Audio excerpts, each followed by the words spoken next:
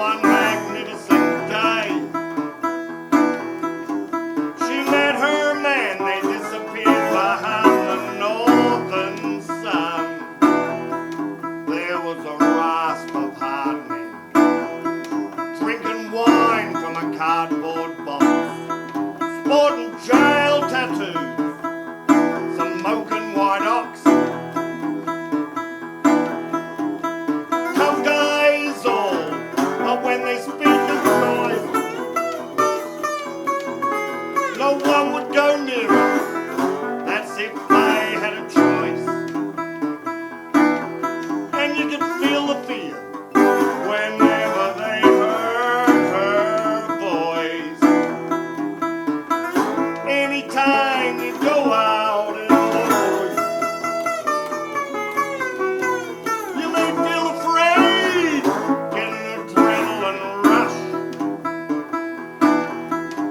A long-legged bushy in a sweat-stained hat, making wild accusations. You said my wife's fat. The coroner found a man went truffle in the northern sun.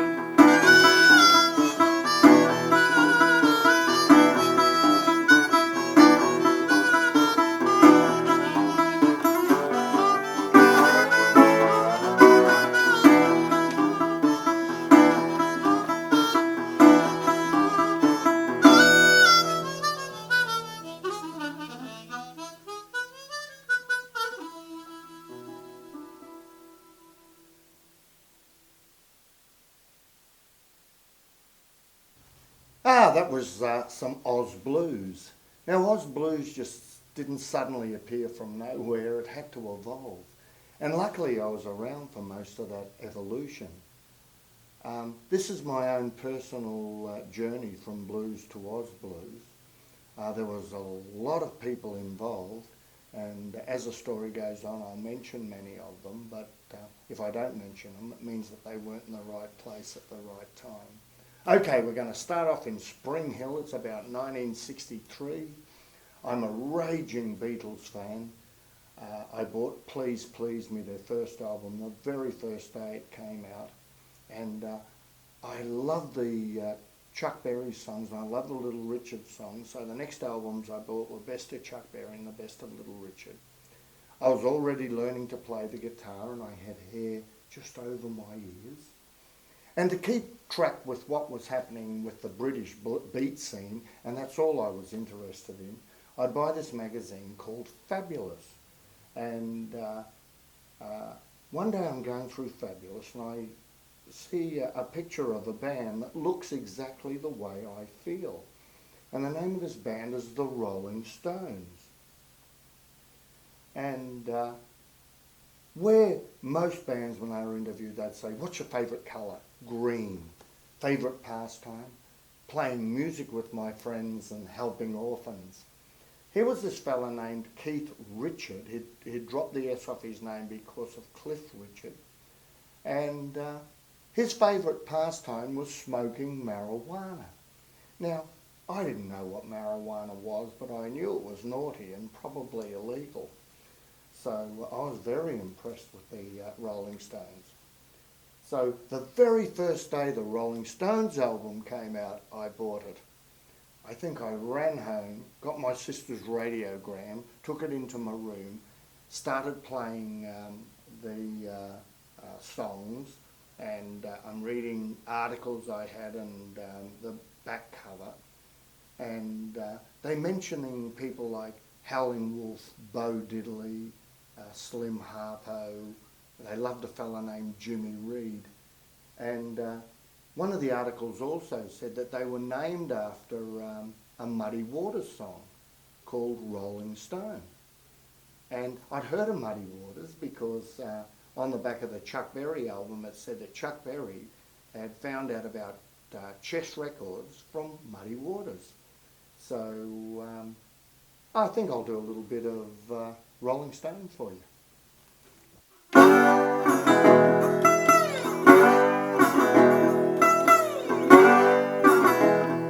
Well, I wish I was a catfish swimming in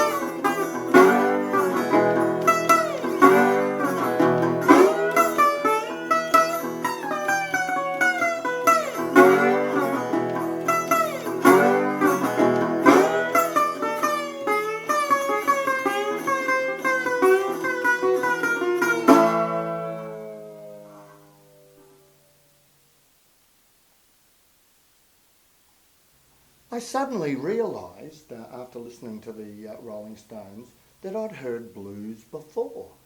And it was on a Dion record. It was one of his great hits. But I used to get the B-side. I'd just play it and play it and play it. I just loved it so much. And it was this old Muddy Waters song. Here we go.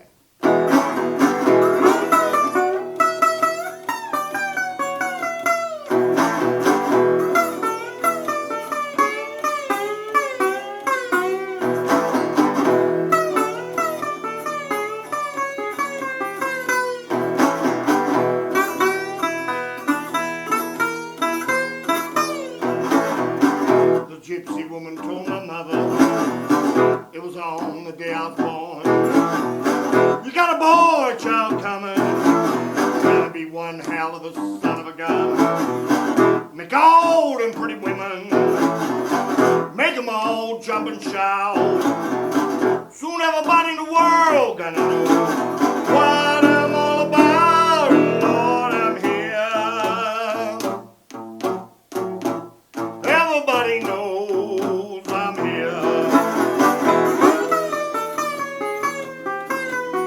I'm a hoochie coochie man. Everybody knows I'm here.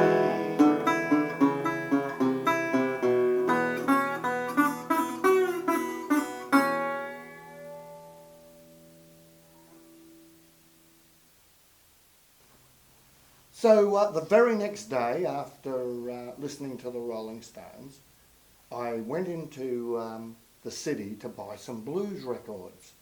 And I went into Parlings, which was the biggest record shop, and I remember asking the girl, have you got any Howlin' Wolf records? And she just looked at me and said, Howlin' what?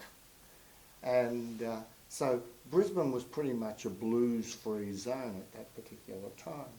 I eventually find a record shop where they dump a whole pile of stuff that's not selling that well in America. And they had a whole pile of Jimmy Reed singles for 2 shillings each. This is before decimal currency. So every time I got 2 bob, I'd go and buy a Jimmy Reed single. Now, they also had a label called Custom, and it sort of had oompa music and band music, brass band music. But they had 2 Elmore James albums and a couple of B.B. Kings. So when I got the money together, I bought those. Now the British R&B explosion started. Manfred Mann does I've Got My Mojo Working. The Kinks do Slim Harpo's Got Love If You Want It. And eventually there's a band called Fleetwood Mac. And I believe that later on in their career they went on and did really well. But when I used to listen to them, they were just a blues band, and a really good one. They did a lot of Elmore. Here's a bit of Elmore.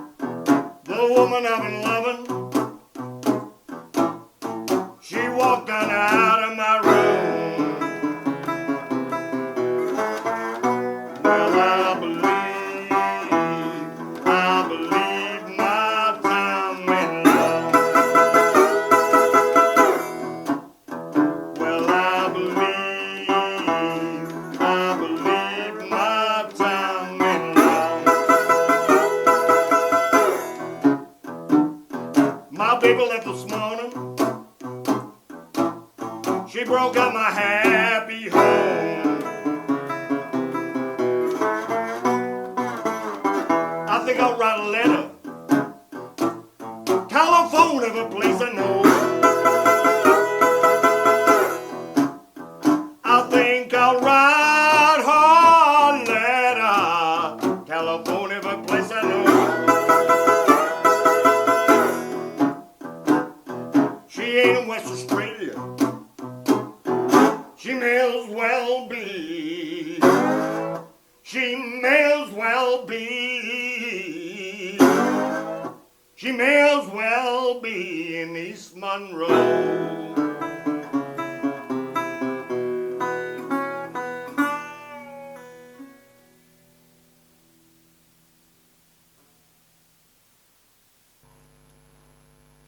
Now the Rolling Stones find an old Howlin' Wolf song and get a #1 record with it. The song was written by Willie Dixon, but he pinched it off a girl named Memphis Minnie. Now, if you listen closely to the song, you realise it should be sung by a woman, because there's not that many men I know who really want another rooster in the barnyard with them, if you know what I mean.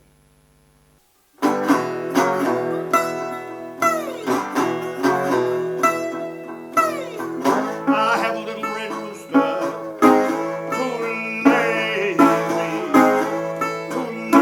to go boarding.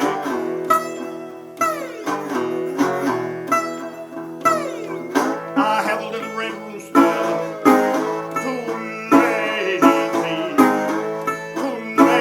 go boarding.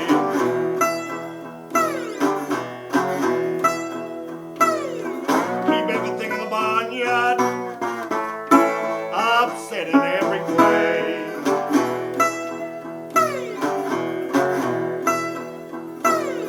The dogs begin to bark, hound, begin to howl.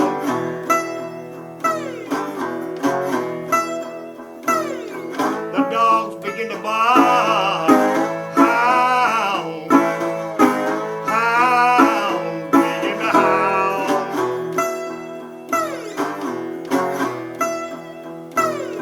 Watch out on these strange camp people, little red roosters on the prowl.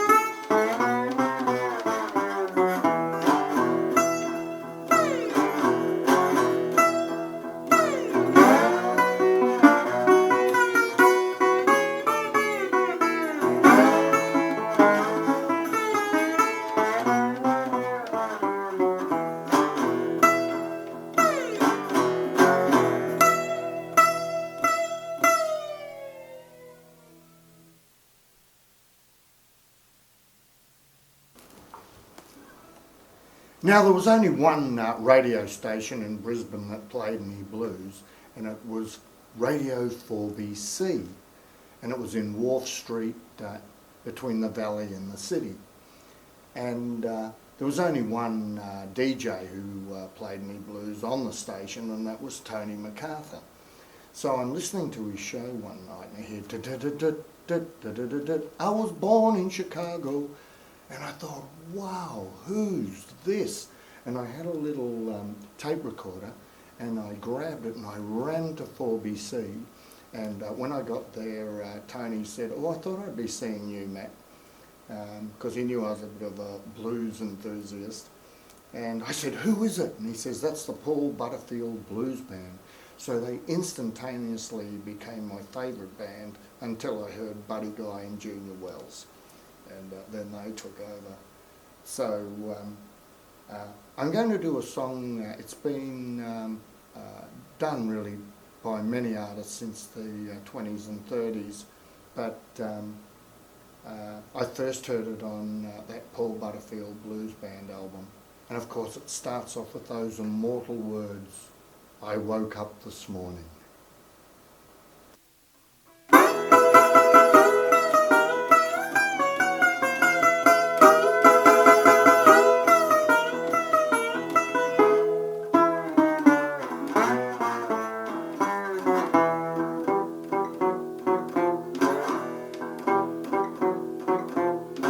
I woke up this morning, I felt round for my shoes. You know I had them mean old walking blues. You know I woke up this morning, felt round for my shoes.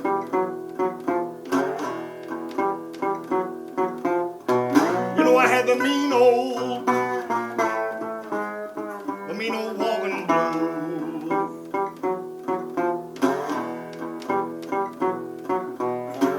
Some people tell me that the walking blues ain't bad, but it's the worst old feeling, child, I've ever had. Well, some people tell me the walking blues ain't bad,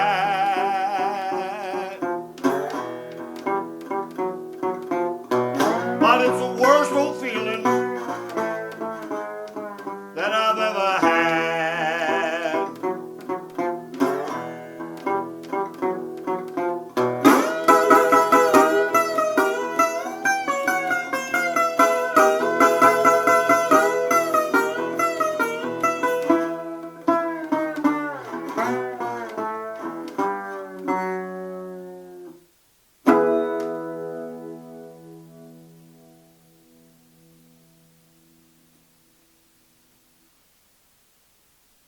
Now, every Friday night and Saturday, if the band was playing there, I'd go down the Prim Junior in Piccadilly Arcade, just off Queen Street, to watch the Purple Hearts.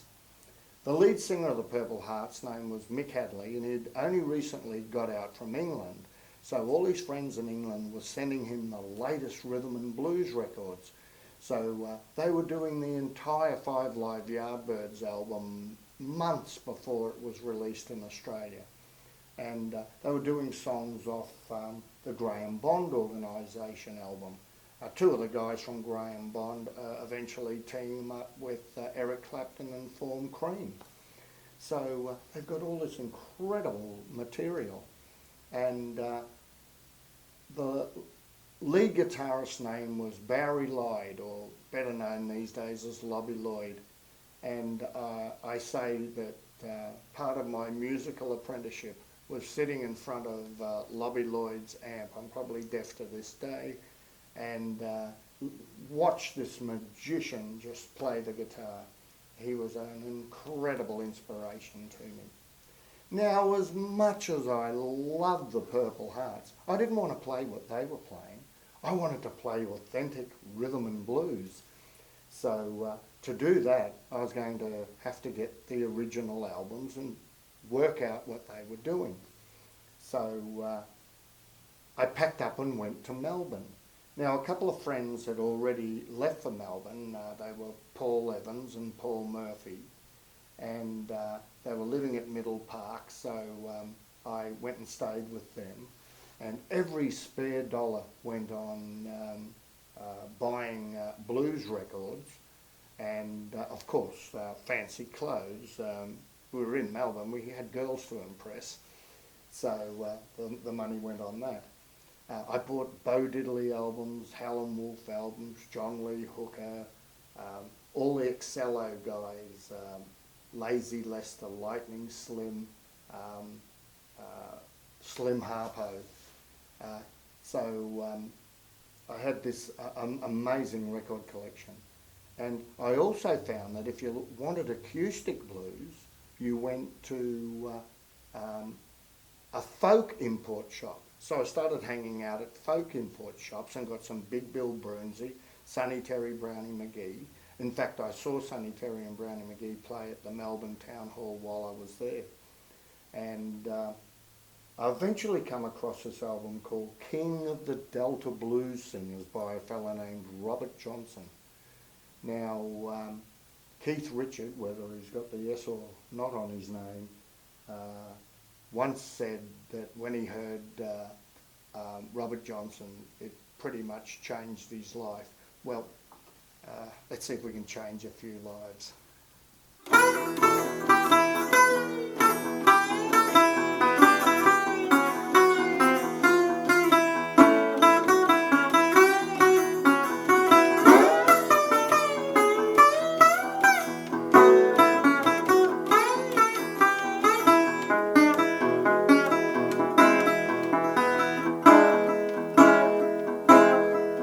I called for my baby man and she don't come. Called for my baby man and she don't come. The doctors in Hot Springs sure can't help her none.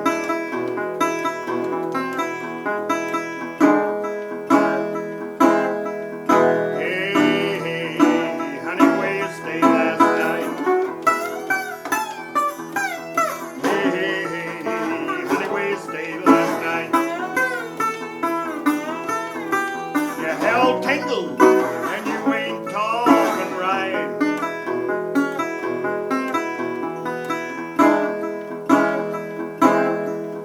I'm gonna shoot my pistol, gonna shoot